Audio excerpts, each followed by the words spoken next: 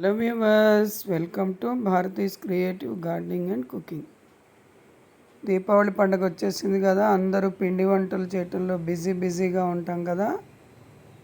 ఈరోజు టేస్టీగా ఇంట్లోనే స్వీట్ షాప్స్ కంటే కూడా టేస్టీగా కజ్జికాయలు చేసుకుందాము. డిఫరెంట్ కజ్జికాయలు చాలా బాగుంటాయి. చూస్తున్నారు కదా, ఈ మిక్స్చరు చక్కగా మావా, కొబ్బరి, డ్రై నట్స్, బాదాము, జీడిపప్పు డ్రై రోస్ట్ చేసి చక్కగా కొంచెం పంచదార, కొంచెం బెల్లం పొడి కలిపేసి ఇలా గ్రైండ్ చేసుకుని ఇలాచీ కూడా వేసేసి పొడి చేసి పక్కన పెట్టుకోవాలి. నేను చూపిస్తున్న విధంగా చూసారా ఎంత కలర్ఫుల్గా ఉందో. ఇలా చక్కగా చూసారా, అసలు ఎంత బాగున్నాయో కజ్జికాయలు. చూస్తుంటేనే తినాలనిపిస్తుంది కదా. ఈజీ, బయట ఎంత ఖరీదు ఉంటాయి.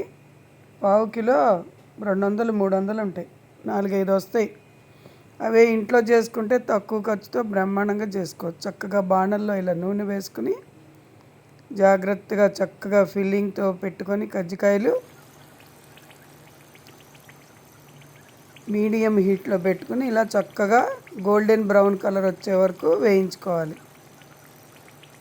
మీడియంలోనే ఉండాలి, దగ్గరుండి వేయించుకోవాలి. అక్కడ పెట్టేసి మళ్ళీ వేరే దీని పని మీద వెళ్తే కలరు మాడిపోతాయి అన్నమాట, బాగుండవు అన్నమాట.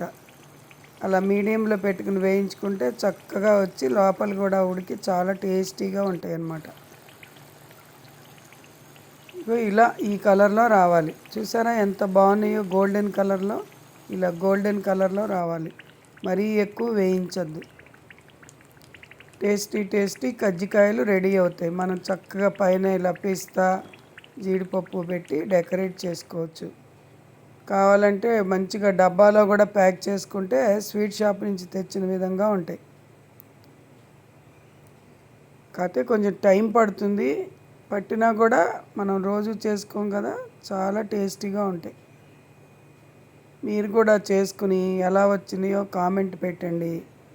నా పెద్ద వీడియోలు కూడా తప్పకుండా చూసి సబ్స్క్రైబ్ చేసుకుని లైక్ చేసుకుని చూడండి. ఇంకో వీడియోతో మళ్ళీ కలుద్దాం. తప్పకుండా ఇదే ప్రాసెస్లో చేసుకోండి. ఛానల్ లైక్ చేసి సబ్స్క్రైబ్ చేసుకొని చూడండి.